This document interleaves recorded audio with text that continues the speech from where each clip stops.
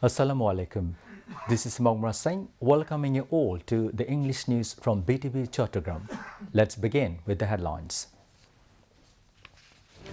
Road construction cost world's highest during fascist Sheikh Hasina's 15-year regime, with 1 kilometer 4-lane highway shown more than 100 crore taka. A chief advisor, Professor DrYunus, reaches Zurich of Switzerland to attend World Economic Forum's annual meeting in Davos.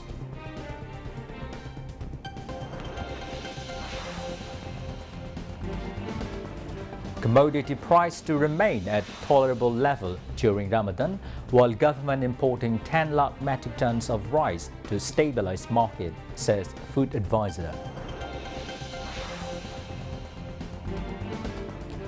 Proposal made to exclude individuals responsible for mass killings, enforced disappearances and severe human rights violations from future elections, says head of Electoral System Reform Commission.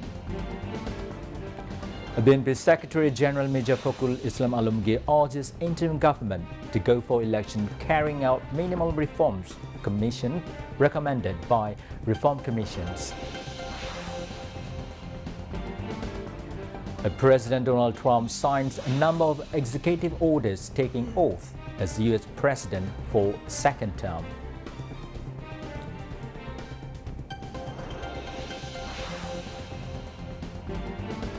And Bangladesh women's cricket team to face West Indies in second one-day international of 3-match series in St. Kitts tonight.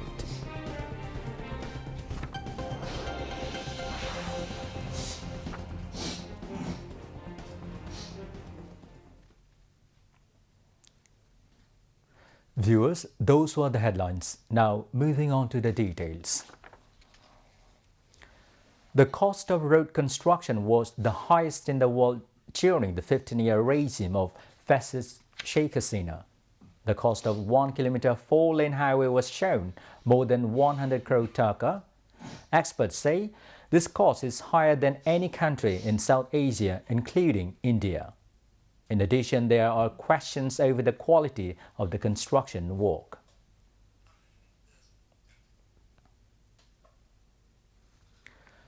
A chief advisor, Professor DrYunus, has reached Zurich of Switzerland to attend the annual meeting of the World Economic Forum, WEF, in Davos. A flight of Emirates Airlines carrying Professor Yunus and his entourage reached Zurich International Airport at about 12:27 p.m. local time. Tariq Mohammed Ariful Islam, Bangladesh permanent representative in Geneva, received their chief advisor at the airport. During his visit, the chief advisor is expected to hold bilateral talks with German Chancellor Olaf Scholz, Finnish President Alexander Stubb, King Philip of Belgium, and Thailand Prime Minister Paetongtarn Shinawatra. The chief advisor will also hold meetings with Sheikha Latifah bin Mohammed bin Rashid Al Maktoum, daughter of Prime Minister of the United Arab Emirates, Sheikh Mohammed bin Rashid Al Maktoum, Christian Lagarde, President of the European Central Bank, Sir Nick Clegg, President of Global Affairs at Meta, Dr. Agnes Callamard, Secretary General at Amnesty International, and Dr. Gojo Okonjo-Iweala, Director General of the World Trade Organization, WTO. A finance advisor, Salahuddin Ahmed, said, the program for selling rice in the open market through OMS will not be extended to keep the rice market stable. He was briefing the journalists today after attending the meeting of Advisors Council Committee on Government Purchase at Bangladesh Secretariat, mentioning that the selling of rice through OMS has become fruitful. The finance advisor said the sale of agricultural products in the open market has been closed temporarily, noting that there is a little effect on the market due to the recent imposition of VAT tax on various products. Salahuddin Ahmed said an adjustment will be made in the next budget regarding the imposition of VAT on some products. A food advisor, Alimam Mojumdar, said the increase in the price of rice has stopped. The price of coarse rice has decreased by 3 to 5 taka per kg. The government is importing 10 lakh metric tons of rice to stabilize the market, he added. The advisor was speaking to the journalist while visiting rice offloading activities at Chattogram port imported from Myanmar today. As many as 22,000 metric tons of rice was imported from Myanmar. Ali Majumdar said the price of goods will remain at a tolerable level during the upcoming Ramadan.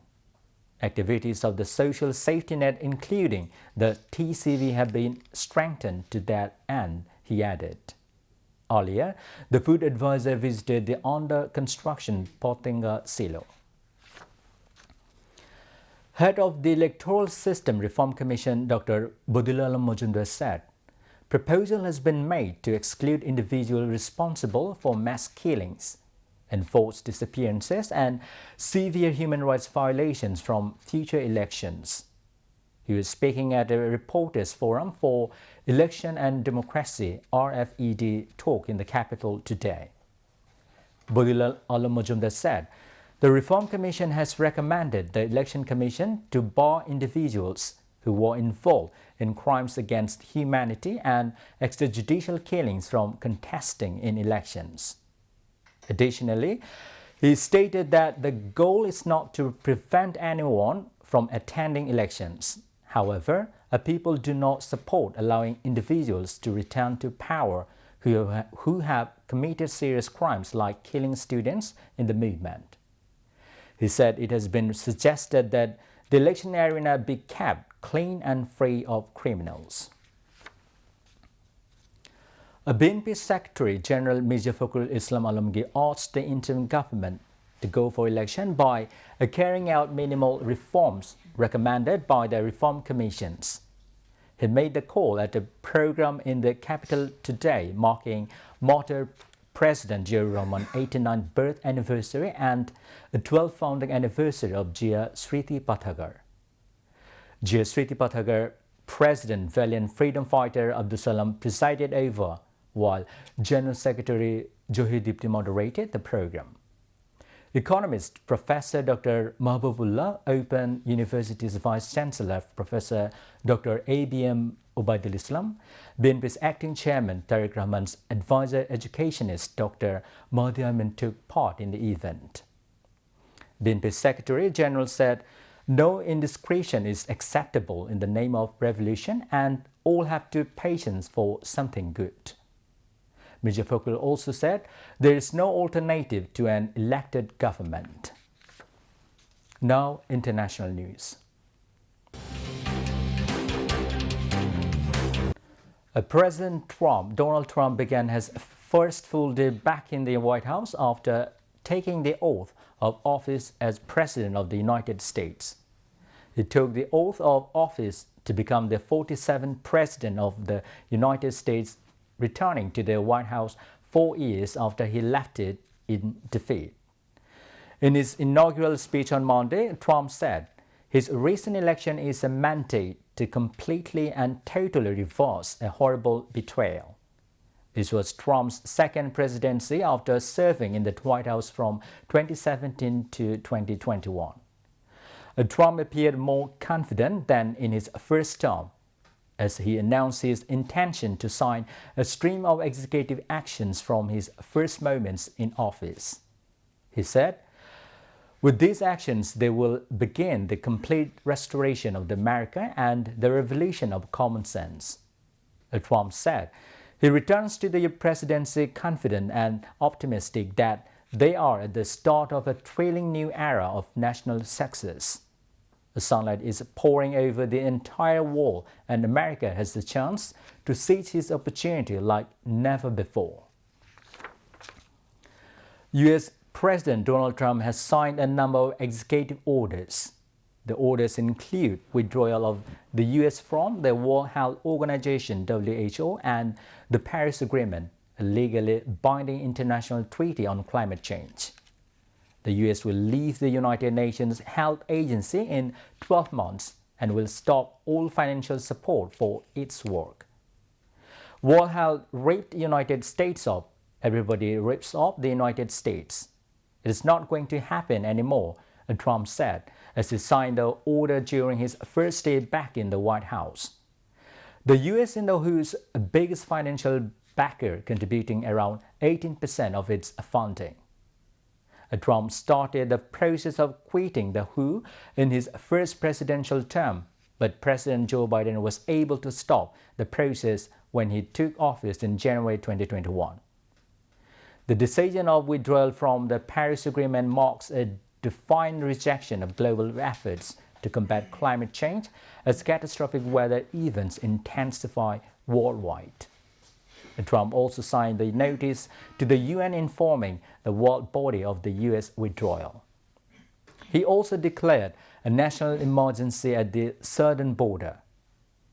His other moves included revoking sanctions on violent Israeli settlers in the occupied West Bank. Moreover, President Trump signed an order to delay implementing the law banning TikTok in the United States for 75 days. Donald Trump issued nearly 1,600 pardons in connection with the Capitol riots on 6 January 2021. Many prisoners are expected to be released within hours. On the first full day of peace in Gaza on Monday, rescue workers and civilians began to reckon with the sheer scale of the destruction to the Strip. Gaza Civil Defense Agency, the Strip's main emergency response service, said it feared there were more than 10,000 bodies still buried under the vast sea of rubble. Spokesman Mohammed Bashal told the newsman that they hoped to recover the dead within 100 days, but were likely to be delayed by a deficit of bulldozers and other essential equipment.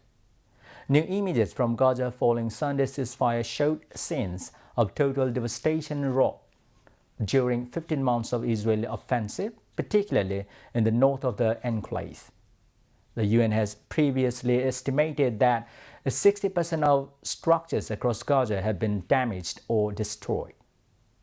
The UN World Food Programme said the war has left more than 2 million Gazans homeless, without income, and completely dependent on food aid to survive.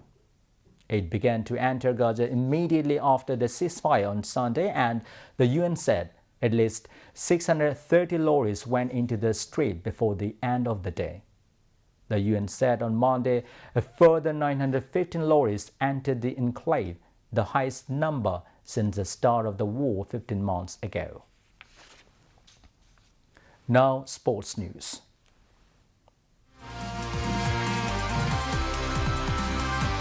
Cricket. Bangladesh women's cricket team will face the West Indies in the second one-day international of the three-match series in St. Kitts tonight. The match will start at 12 p.m. Bangladesh time. Earlier, Bangladesh team were defeated by the Caribbean Girls by 9 wickets in the first one-day international. That's all from the newsroom. To end the news, a recap of the headlines.